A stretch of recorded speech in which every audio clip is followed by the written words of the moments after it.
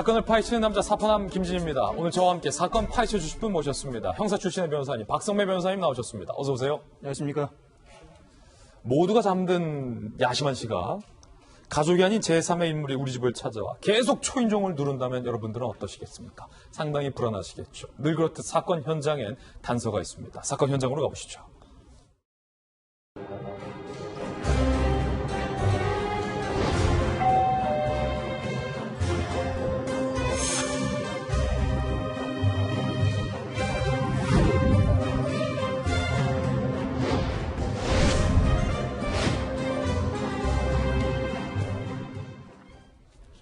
세 가지 단서를 봤습니다. 먼저 첫 번째 단서부터 바로 파헤쳐 보겠습니다. 첫 번째 단서는 이겁니다. 초인종, 띵동. 어떤 단서 내용일지 바로 살펴보시죠.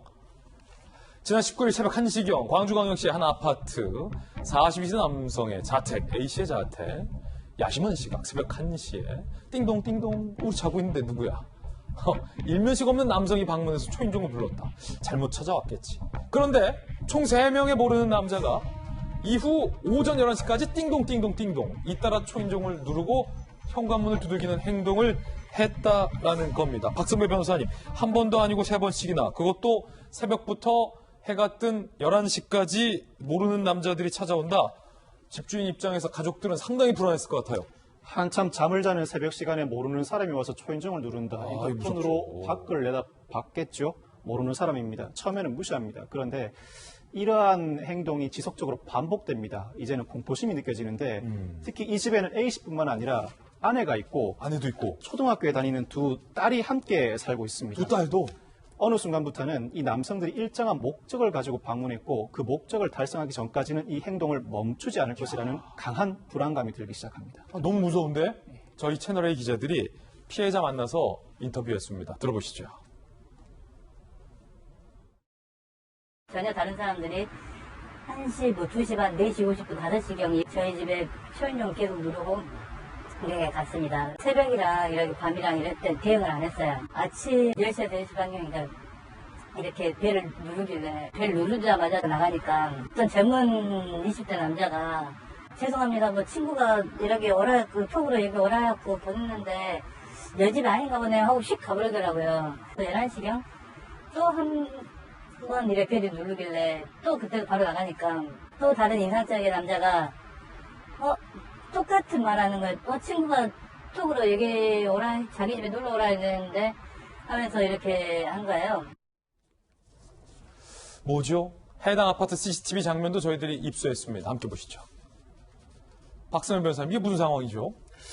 일단 10시, 11시에 방문한 남성을 상대로 A씨가 따져 묻습니다. 왜 우리 집에 방문하느냐 그랬더니 이 남성들이 어떤 여성이 채팅 앱을 통해서 우리 집에 오라고 요청했기 때문에 오게 된 것이다 라고 밝힙니다. 그랬더니 A씨가 핸드폰을 직접 보여달라고 합니다. 그 핸드폰 내역을 보고 있는 장면인데 이 채팅 앱 내역을 보면 여성이 자신의 집 주소를 가르쳐주면서 오라고 요청을 합니다만 그 주소는 바로 A씨 집 주소였고 아파트 공동현관 비밀번호도 알려줍니다. 그래서 두 번째 단서는 바로 이겁니다. 조건 만남. 어떤 내용인지 더 상세히 들어가 보시죠. 초인종을 누른 한 남성, 익명 채팅방에서 미성년자라도 소개한 여성이 조건 만남 장소를 알려줬다. 깜짝 놀랄 일이죠. 일반 가정집인데. 해당 여성이 남성들에게 집 주소와 아파트 공동현관 출입 비밀번호까지 다 알려줬다. 초인종을 누른 남성들의 공통점이었다는 거예요. 이거를 알게 된 그 가장 A씨는 얼마나 놀랬을까 싶은데, 박성현 변호사님, 네. 이 남자들의 공통점이 있었다? 바로 익명 채팅, 조건 만남, 공동현관 비밀번호도 다 알고 있었다. 네, 바로 랜덤 채팅 앱 불특정 다수를 상대로 무작위 만남을 주선하는 앱에서 미성년자 여성이라고 자신을 소개한 여성이 우리 집으로 오라면서 집 주소를 알려주는데 말씀드린 것처럼 A씨 집 주소였고 아파트 공동현관 비밀번호도 알려준다는 겁니다. 이 채팅 앱 내용을 보면 이 11시에 방문한 남성이 현관 앞에서 만나자고 요청을 하기도 하는데 채팅 내용이에요. 예, 이 여성이 나 아파서 못 내려가라고 합니다. 즉 직접 집으로 올라오라고 강하게 요구를 하는 것이죠.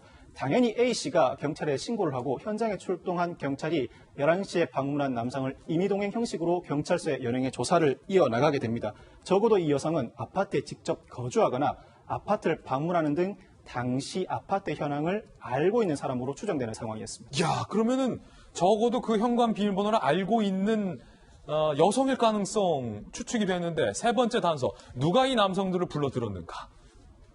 층간소음이에요? 잘 이어지지가 않는데 어떤 내용인지 함께 보시죠. 지난 18일 남성들이 초인종에 방문하기 하루 전에 26세 남성이에요. B씨, 아래층 남성이 아이들 뛰는 소리가 심하다라고 해당 A씨의 아내에게 항의를 했었다는 거예요. 이 26세 남성은, 아래층 남성은 치질 수술을 받은 후 부모님 집에서 쉬던 중 윗집을 항의 방문했다. 중앙일보가 보도하고 있고요.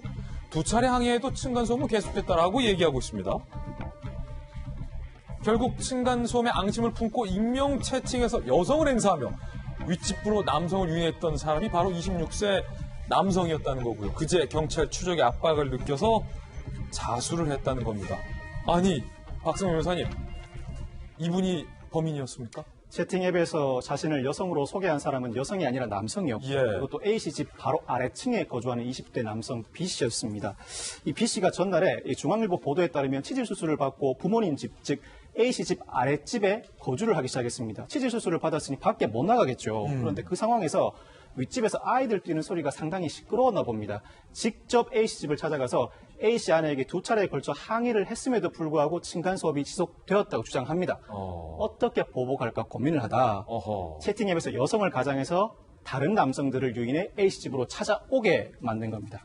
아니, 그러면은 이분은 어떤 혐의고 처벌은 받습니까? 경찰이 수사에 착수해서 채팅 앱 회사에 자료를 보관하도록 요청하고 압수수색을 실시합니다. 결국 언론 보도에 따른 불안감에 이 B씨가 직접 경찰에 찾아와 자수를 하게 되는데 남성들이 공동 현관 비밀번호를 알고 들어온 다음에 A씨 집 앞에서 초인종을 누르고 현관문을 두드리는 행위는 주거침입 미수에 해당합니다. 주거침입 미수. 그렇지만 직접 실행 행위를 하지 않은 B씨의 유도에 따라서 이러한 행동이 이루어졌기 때문에 처벌받지 않는 남성들을 이용해 주거침입 미수 범행을 저지른 B씨에게는 바로 주거침입 미수의 간접 정범이 성립하는 아, 것이고 그렇군요. 범행이 반복되었고 피해자에게 심각한 피해를 야기했으며 범행 동기 등 죄질이 상당히 불량하죠. 그렇지만 자수를 했다는 정황도 참작을 해줘야 됩니다. 그리고 예. 징역 1년 이하의 실형이 선고될 가능성이 높아 보입니다. 그래도 굉장히 좀 센 네. 징벌이군요. 치질 수술 때문에 좀 괴로웠을 텐데. 여러 가지 좀 잘못된 범행을 기획했군요. 박성배 변호사였습니다. 감사합니다. 감사합니다.